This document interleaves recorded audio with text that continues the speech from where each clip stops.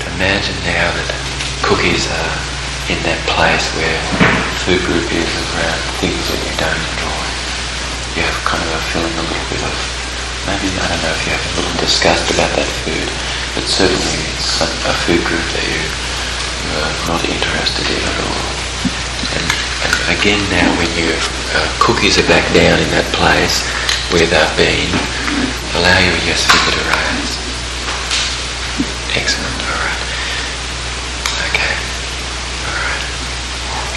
So now what I'd like you to do is you'll come forward into the future some moment and see yourself walking around and see cookies. And matter of fact, as you see yourself walking around, join yourself. So as you're looking out through your own eyes, and that you see the cookies, and as you see the cookies, allow your yes finger to raise. Okay, that you have this resource. And allow me to share something now a little about cookies. Cookies really often have a flour in it that's very much processed quite incredibly. It has a lot, and so this becomes a little acidic in the system. We fare much better when we're having a little bit more of an alcoholic diet. The other thing about the cookies is it has a lot of fat in the cookies. And what a wonderful thing it is to be able to put this food group aside, and at some point maybe in the future you may care to reevaluate the situation again, and at that point you'll decide that maybe you'd like to keep the cookies where they are, and that you'll have the ability to reevaluate this whenever you'd like to do that in the future. Now what I'd like you to do is now that you sense this feeling of a sense of resourcefulness inside, as you feel this resourcefulness that you have now moving away from cookies, allow your finger to lift as you lengthen the inspiration through your nose.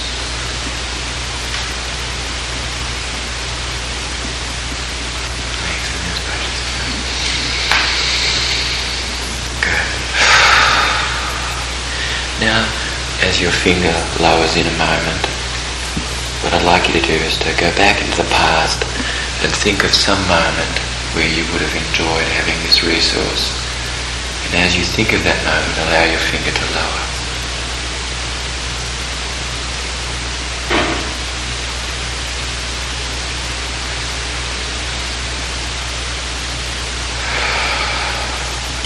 Now, go back to some other moment where you would have enjoyed having this resource in the past.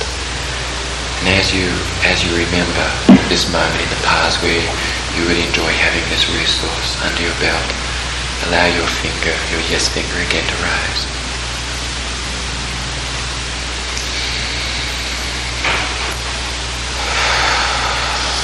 And allow your finger to stay where it is. And as you think now of another moment in the past where you would enjoy having had this resource and having the ability to remember now having had this resource in the past before, that you're imagining that you have gone into the future sometime. Now you are thinking back to this moment, having the resource today that you would have that you have in the future, having this today. Go back now thinking that you've gone into the future, back into the past, to another moment, again where you would enjoy having this resource. And as you experience this moment and having this resource, allow the finger again to lower.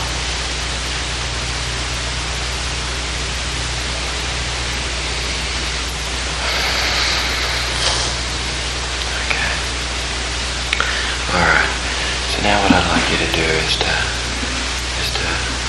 imagine that your body now is going to tell us how much you are feeling a sense of success with cookies, placing cookies in a spot, a place that's not so desirable anymore at all, where there may even be a tiny little bit of aversion, but mostly you remain neutral about cookies. And when you are feeling a sense of having gone into the future, and that you've been successful. How much does your body feel now that you've been successful? And show us now how much you sense the feeling of success with this. If your hand completely rests totally where it was, that's meaning that you totally feel successful with this. So go now to that place where your body senses you're feeling successful.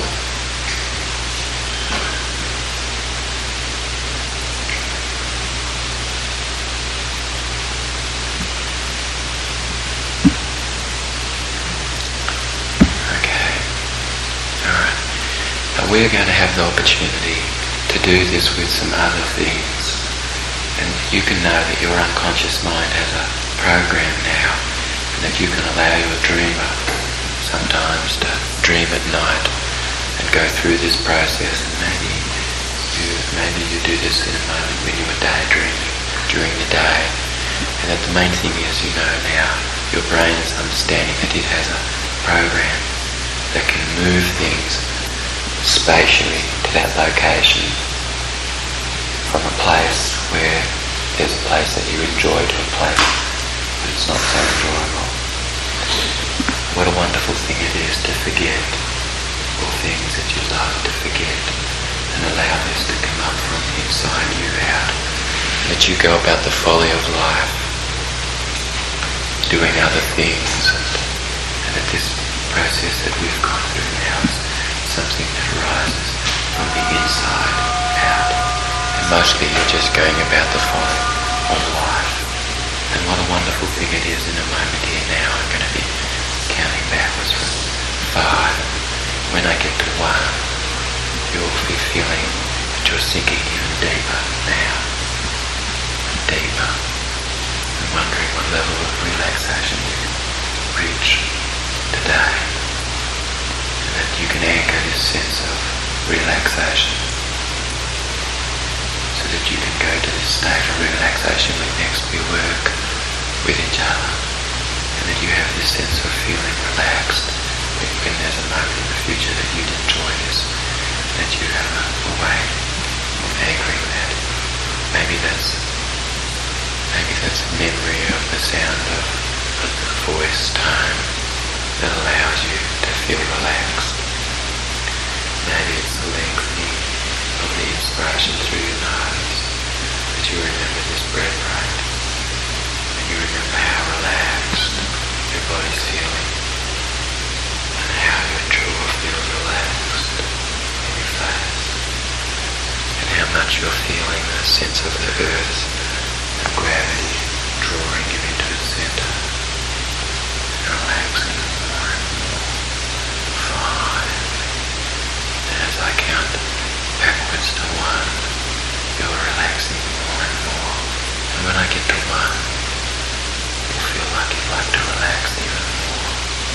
Some time will pass, and then I'll clap my hands, and you'll come back very quick, and everything again will be sped up, and you'll move around. You'll have forgotten all the things you love to forget. Main thing is you'll wake up and you'll be feeling fresh and relaxed. Things will be really bright and shiny. 4,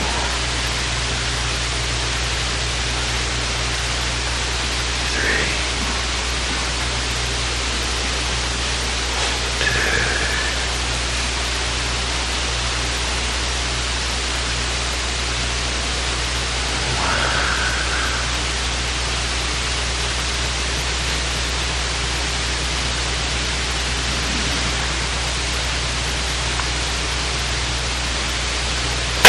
okay.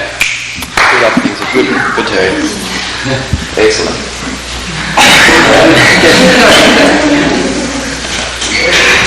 Alright. What was it? Okay. So that was a spatial sort. Right.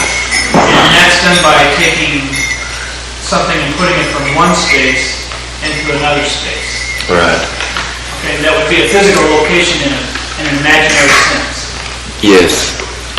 Yes.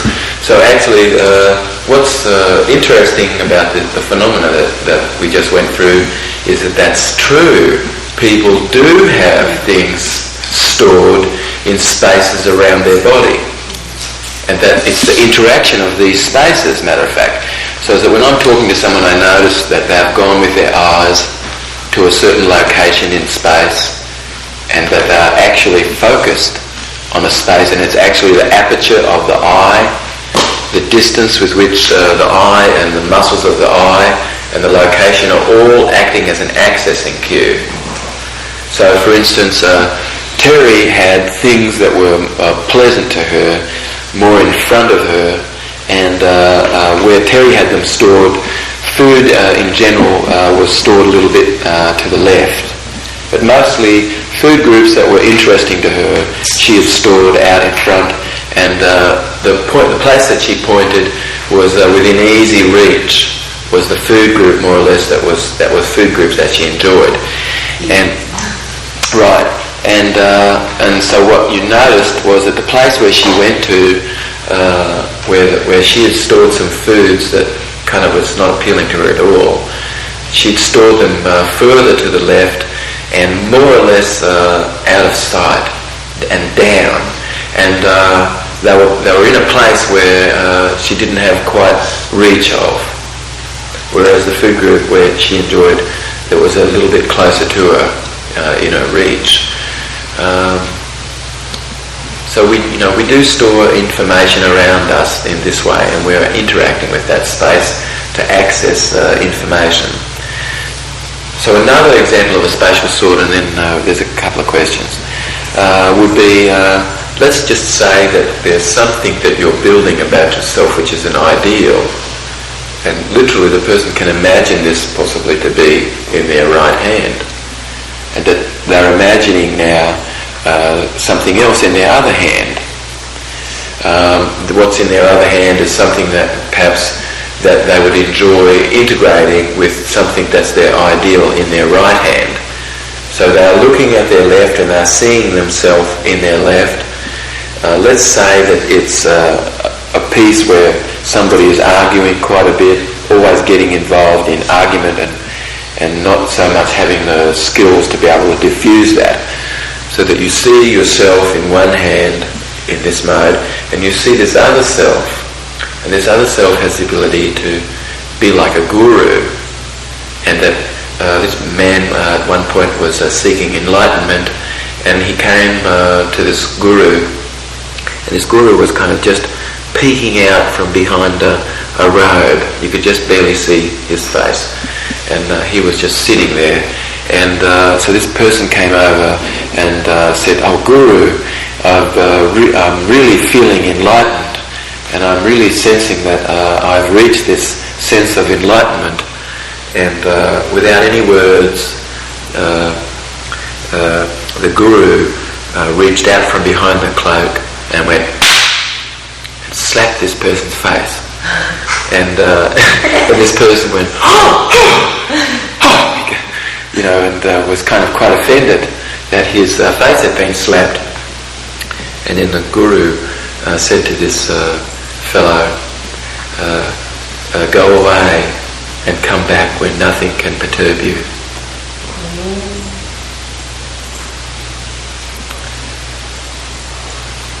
So enlightenment truly is this state where you are deciding what it is about life that creates flow for you, and that you have a preference for being in that state. And there isn't anything greater than the sum of what it is inside you. First, to consider that. So here's this person that's the ideal self is in their right, and they're seeing how this person is, and then they're seeing this other person that's a little bent over, out of shape and out of balance with things, and you're seeing this other person that's you in your right hand that truly is your balanced self. And then you see these two images as you bring your hands together. You see these two images slowly coming together and then totally coming in harmony with each other and blending together. So then you're seeing a vigorous, innovative and calm and enlightened self. So basically, literally, that visualization is occurring in your brain. And so this is another example of using a spatial squash. Other things in the use of spatial squash and analog marking is sometimes when I'm working with somebody, I'm actually directing my voice to one spot where something is, and then I'm directing my voice to another spot where something else is. And so you can be working on that level as well. Another thing that you can do is you can analog mark by pointing or by gesturing to one place. Maybe that you walk over to one place in the room and that you have over here anchored a sense of how we're feeling about things. And that we've talked about how excellent we were feeling last night, and when we think back in life, to last night, how you had the ability to walk through something that you feared, and how much you have the ability later on in life to have a positive voice that coaches you wonderfully, that says that you can do things. And so what I've done, as you are looking in this direction, I've placed our feelings that I come back to collect over here, over to your right, and then over here, the internal voice that you have that coaches you positively, over here on your left. So basically, there's a spatial sort, more or less, is starting to occur, that I've marked things out over here, and I've marked feelings out to your right. And so people are doing that. Good speakers are doing that. They're doing it intuitively, and so you can become an excellent speaker in the way that you present by making use of spatial location, remembering what's in these studios, what's down more to the right, and what's down more to the left, and what's up more to the right, and what's up more to the left, and what's more or less in the mid-range to the right and the mid-range to the left, and making use of these spaces. David, if you're going to be a speaker who constructs a speech along these lines, we would be looking at the audience's left and right as opposed to your own. Okay, so now you have to make the distinction, you see. So now what I did with my analog was I said, as you are sitting there, and I gestured like this, so that, actually, you are coming from yourself. Otherwise, then I would be congruent with the way you were seeing me. I would say down here, to my right for my feelings, which is your left. Okay, but you are totally seeing it as actually your feelings, down to your right, and down to my left. Okay, down to your left. So when you're swapping it around so it's going to come from the audience and you want them to have that perspective, you can be gesturing toward yourself from the audience with your hands, toward yourself with your hands, indicating that spatial place that you want people, or you can turn around literally and show people that you are actually placing it as it is that you're sitting. But anyway, that's a good idea to be clear on that.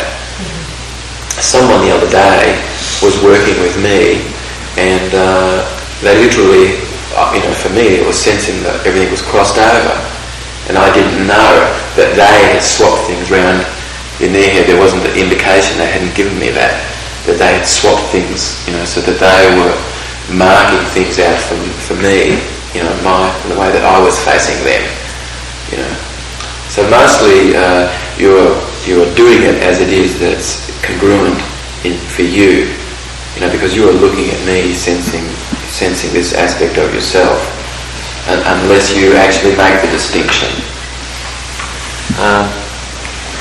Okay, so what about questions that we have about that process?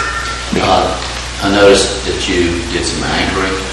What did you anchor, and when did you anchor it? Okay, what I thought I would do is was to give Terry a sense of already having come through some of this, so that she has a history of having having that resource. Did Terry know where you were putting your hands while she had her eyes closed? When you said, I'm putting this behind you, you're putting this behind you, and you're going to have that. And on some level, her intuitive mind was sensing that, yes. Yeah. So, what did you anchor specifically? Did you anchor? Okay. And when? Okay, so I anchored the resource, and I chained some things to that resource. What was the resource? The resource was having a sense of having accomplished what it is that we set out to accomplish, and having already, been some weeks or even a month into the future, having already done this. By having Terry go back into the past, maybe she went back to about a month, or maybe it was even further back. How far back did you go, do you think? For looking. Yeah. I did one from the other day, one from a month ago, and one when your mom smelled those cookies. Okay, so you went back at least a month. So that's a feeling of sense that the person's already been a month on the program and really done well, having had success. So that was part of the strategy. So that's what you anchored that? I anchored that as a resource, and I anchored a resource to be able to go back and give Terry the resource that we just organised. Okay, so that she can sense that she's had this now in the past, this resource. So that she's feeling that she's already arrived, a month into the future, actually, having gone through the program. So the anchoring was like doing a history change, okay, as well as a spatial sort that we did. The other reason why I did the anchoring was because I wanted to build a resource state, actually, and to change some things. So one other thing that we changed was lengthening of the inspiration through the nose and a feeling of a sense of success. And so there's having put it in a spatial location, having a sense of feeling of success, and really extending that feeling by lengthening the inspiration through the nose. Those three things were chained together in that anchor. Okay. So you can be creative, actually. When did you bring that to bear out? So you stack some resources into the same anchor. So I asked her to go back and think of a moment in the past. And she was looking at when some maybe cookies arrived from her, her mother-in-law, or there was some other moment when cookies arrived, right? And when cookies arrived, I asked her, wouldn't it be wonderful that she had this resource? Boom, you see. David, I have a question that is just coming up for me now. If my understanding of that, if our words have a physiology, that everything that we're doing creates some sort of a chemistry, creates electric in the brain, and then some sort of a magnetism also is occurring. So with a spatial sort, what is occurring in terms of the neurochemistry and the electrics and the magnetism? Something's coming in for me that I know that there is something happening, that this thing is no longer, because of the space and the chemistry that's occurring, is no longer have the magnetic pull where you might want to bring something closer to me like I did at the bar this morning, which actually magnetized me towards it. Yes. That's a question with kind of an answer there too, but there's something happening. In other words, Jenny's question is a statement, actually, that these spatial locations does change the electrochemical configuration in the brain, right? In other words, those things that we're sensing are most important to us, the things that we're consuming in life, more or less, they are things, in fact, that we do put in our visual field, in front, because we're reminded of those things. Things, in fact, where somebody's not so wanting to be reminded of something, they literally do put it behind them, actually. So then it's not so much more now in the visual field as a memory, having a structure that's actually behind the person rather than in front of them. So one day I worked with this woman. What I realised was she kind of was unable to play every time we'd be in a playful mode, she really had difficulty playing. She kind of would be separate a little bit, and she was very stoic, you know. And then one day, you know, we were in a situation where we were everybody was in a play mode out here, and I noticed that she even had some tears in her eyes. Anyway, so later on, I asked her, you know, what is it that's stopping you from playing? And she really burst into tears, because this was a major thing that had been happening to her. And when she was relaxed, I asked her, what is it that's happening? You know, because I hear her eyes were going horizontal and to the left. So I knew that she was hearing something in her head, and that she had remembered before. And she wasn't quite aware of what that was at the time. But when she was relaxed, I asked her, what is it that you're hearing that you've heard before? And all of a sudden she went, oh, it's my father. And I asked her, you know, can she hear what her dad is saying? And her dad was more or less like, and I asked her where it was, and she pointed with her left hand, and it was kind of up high, real close to her, but a bit higher than herself. So I know by the spatial location of her finger that she's relatively small. Maybe she's about 5 or 6 when this is occurring, and in her life, because of the height with which she points to, and that Dad's very close, and his voice is relatively loud, and the message basically is an authoritative message telling her that she needs to get and do something which is about her work and what she needs to clean up or something like that, and that it's aimed at her feeling less of a person because she is playing. And basically Dad's saying, get and do your stuff, whatever that is, you know, and quit this playing stuff right now. And so anyway, so this was very loud, was very close to her, and it was kind of really pointing down at her. Mostly when somebody's kind of having a little bit of a difficulty playing, usually it is because there's authority messages inside.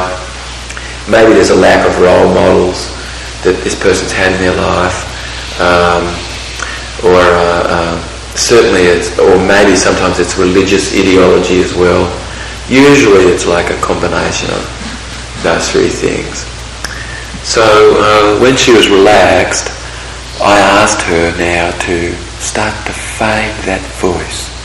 And as she faded it into the distance, I asked her to put that in a place where she could easily place it, where if she felt she'd like to have the memory, that she could still yet have the memory, but that it'll be really comfortable for her now. And so what she did was, I saw her take her hand and she moved this round behind her, and like it kind of started to move away out there, and as the volume was turned down on the voice, you know, I asked her to indicate with her hand, and it was like way, so it was very soft, really behind her. And then we made a little bit of a break a state. I asked her what it was that we did yesterday to focus on something, and she was going over some things that happened yesterday, and then you know, a few 20 seconds or so passed by, and then I asked her, how is it that you're feeling now about that voice? And she indicated she was really feeling excellent, she was feeling comfortable. Okay, so that's another example of a spatial sort. Is it necessary, I noticed when you were doing that you kept saying forget the things you want to forget. And is it necessary, I mean, I see people that are having traumatic childhoods, some of my friends, and they're going back and they're dredging everything up, and they feel like for them to get well, that they have to live through all these again and talk about it. Is it necessary for a person to do that, or can you just say, okay, this happened and go on without? Okay, it's necessary for somebody who has this belief. For somebody who doesn't have this belief, it's not necessary. So if somebody, that's literally it. So it's possible either to change the person's belief or work with it, in fact, and go back and ask, what I'm always doing with everybody is saying to them, usually, when you go back into the past, if you're going to do that, go back into the past to access something that's a resource. And no matter what it is that you go back to, it's possible to find what it is that the learning was. Because all there really is in any experience actually is learning.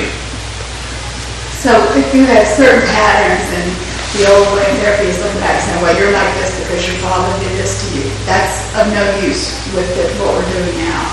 Unless you feel like it's of use, but...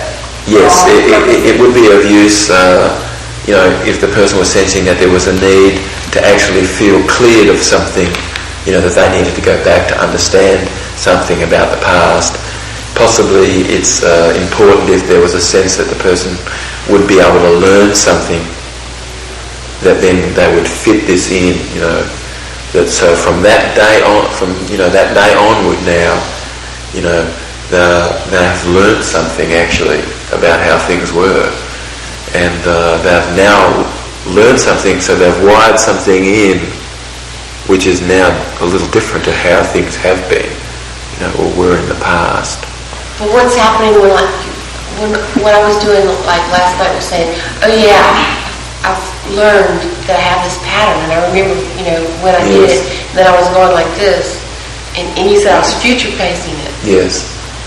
Okay, so what Tanya learned yesterday about how she performed was that she had a pattern that was actually future pacing stuckness, and so because she was going up into visual construct and to auditory construct and constructing a moment that this would be in the future, and if she was doing that, then that's presupposing that she's going to be stuck in the day, because she's going to be stuck in the future, then she's certainly going to be stuck during the day. In the past, visually constructing a future pacing was presupposing that she would be still stuck, and so the learning was that when she's feeling successful and she's remembering what it is that she can do, what she has done, what she has the ability to do, she's more involved somewhat in visual memory, and so up to the left, or auditory memory, remembering what it is that she can do, or down in her kinesthetic feelings and her ability to sequence something. So the learning was literally that she could more or less be somewhat in the studio of her memory and her ability to do things, as opposed to her constructing things and imagining things and then talking to herself about this. So being up in the top right hand side or the bottom left in that vector is more like an introspective vector. So the thing that Tanya learned was that she could be in this other vector, more involved in visual memory and ability to sequence things, which is about the external world more, and actually what it is that her experience is. And then if she's wanting to future pace something, that she can future pace her ability to have done this already. So last night, in being with Tanya, I asked her, do you feel that this is something now that you can do? And she was nodding her head, yes. She looked and she saw how it was that things happened, and she senses inside herself there's something that she can do. And so then I asked her, is this something that you sense that you feel you can do now and now you've done it? If you feel inside yourself that you have done this already, then I sense that you've used this strategy of future pacing in a way that benefits you. Okay. Anything else about spatial thoughts? Alright, now what I think that we'll do is let's do another technique involving a squash, basically, where one thing is brought into another. Okay, so we'll use a little bit slightly different technique, and Penny's got something that she would like for us to work on. So why don't you, Penny, come on up here, and we'll Would you like to be in a chair, sweetie? Are you comfortable? Let's put you in a chair because that way. And so now, what I really want for Penny to go out of this as much as possible, and I'm going to really help her do this. And so I'm going to have her doing various things with her hands, okay, so that her mind is in this state, and that we really have tapped into her unconscious mind. Okay, and so the major thing is that Penny can start to go inside now, and allow your eyes to close once you are feeling inside, and that you can remain in this place. And that you can even enhance this more and more. And what I'd like you to do is to literally imagine that we've tied a string around your left arm and in a loop, and that we've filled a hot air balloon that's really kind of weightless, and it's drawing your hand up. And so the moment that we tie this around your wrist, and we connect it to the hot air balloon now, and that you have the ability to imagine that your hand is being tugged. So that's one thing that we're going to have you be doing, so that you're feeling one of your hands now, and maybe both of your hands, and that your unconscious mind can select and decide whether it's one hand or it's both. And the main thing is that you'll feel your arms becoming lighter, and you'll feel literally the balloon starting to tug on your arm. And the more that you imagine this, the more aspects of your brain that you bring into this process now, the more likely it is that we've affected a change. And that the more cells that we bring into this process, the more likely it is that we are eliciting a large enough population of cells in the head to affect this change. So now the more that you have the ability to use your imagination, and you remember a moment in the past where you were acting, or you had to imagine something that was occurring, and that you bring in your imaginative component. And maybe before we do this, possibly one hand can still yet be doing this. And allow me to use this hand for a moment. So this arm can be imagining that it's got this string around it, and it's being drawn up, because I'm going to do something with this hand in a moment. So pick a finger on your left hand that will twitch by itself and lift. Okay, so this is going to be, allow this one to be no, yes? And pick a finger on this side now for yes. Okay, excellent. Alright. Okay, so now what I'd like you to do is to go back into the past, where you really were in a lovely place. And when you're there, allow your little finger on the left side to lift, indicating that you're there. And whilst you're doing that, you can also be imagining that there's this balloon, and it's tugging on your right arm, and it's ever so gently, excellent, starting to make your right hand float. And what I'd like you to do is to be in that place, that wonderful place that you are. What I'd like you to do is to be remembering some things that are about that, so that you can be sometimes visualizing and zooming in and zooming out on something, and changing your spatial location. That you zoom around. Sometimes you really magnify something, and that you study it like you did like a child, that you're so interested that you went right into a dewdrop or something on the ground, and how intricate a world was in there. And whilst you're feeling a sense that you're relaxing more, in a moment your hand will start to float. And as your hand starts to float, you'll start to mark out your ability to relax more and more.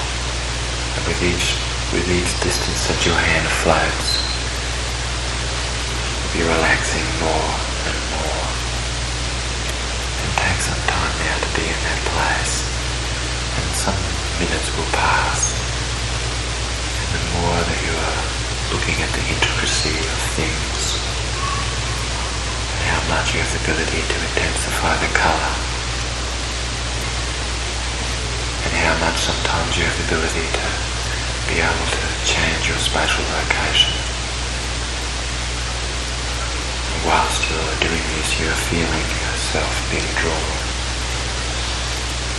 into the earth, and sometimes you're feeling how it is that your feet are on the ground, and other times you're lengthening your inspiration with each breath in and each breath out, relaxing more and relaxing more. And now as this hand ever so gently is starting to float back down toward your leg, relaxing more. And imagining a piece of you that's going to sleep.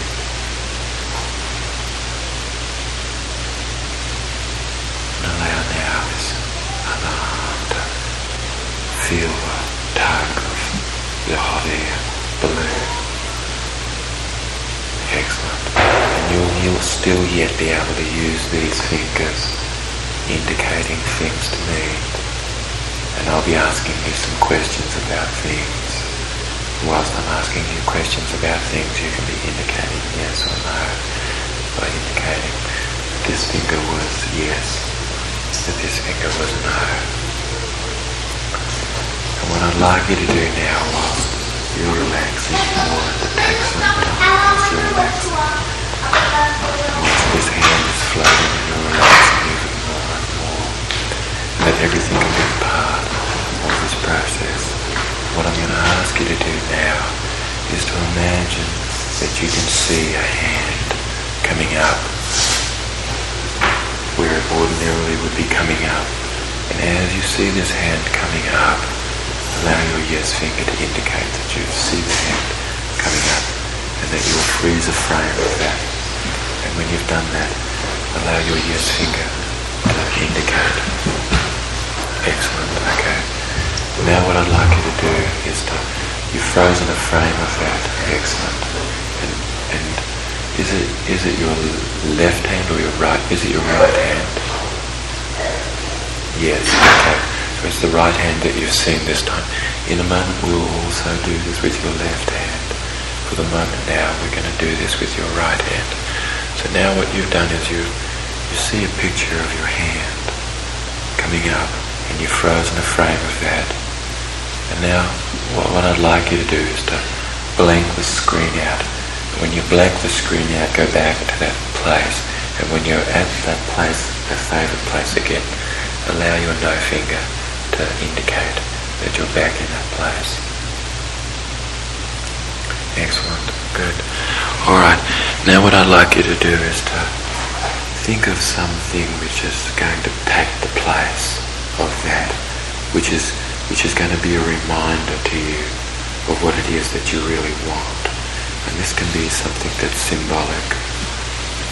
And possibly it can be anything. The main thing is that it's going to be symbolic, reminding you of your resource and your ability to relax. And whilst you are thinking about that, and once you've thought of it, you'll indicate by your yes finger twitching a little bit. And whilst you're gathering that, excellent, what I'd like you to do is to be adjusting the picture of that up so it's just perfect, so that you go through the brightness, the clarity, the clearness, and how close it is to you. And whilst you're adjusting that, zoom in and zoom out and move around this symbolic picture so that it's just perfect. And whilst you're doing that, I'm going to share something with you that is to do with your inside, your innate ability to feel relaxed in life, and how much you've learned and how much has been reinforced things that you've understood inside.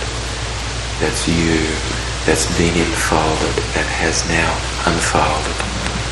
It's a sense of being relaxed in life, and how much a wonderful thing it is to feel that the one thing that stays constant in your life, the one thing that you share with us, that we share with each other, is the insight, the universality of our mind. And how this is like a steady state flow, like a stream of liberation, like a river of completeness inside self. And how valuable that is to us, that you have the ability to live in your divine self. And that mostly this energy has been there in the past, and that now this energy is here, arrived. It takes the place of some energy that was there in the past. So there's not so much of a need for the habit that was, and that we're going to be doing something with that habit now. And so now what I'm asking is, you have this symbolic picture. When it's adjusted just right, indicate again by moving your yes finger. Okay. Now what I'd like you to do is to blank the screen out and bring back the stuck state picture. And when the stuck state picture is on the screen, and the resource picture is down in the bottom right hand corner of the screen, indicate by lifting your yes finger. Excellent. Alright. So now what I'd like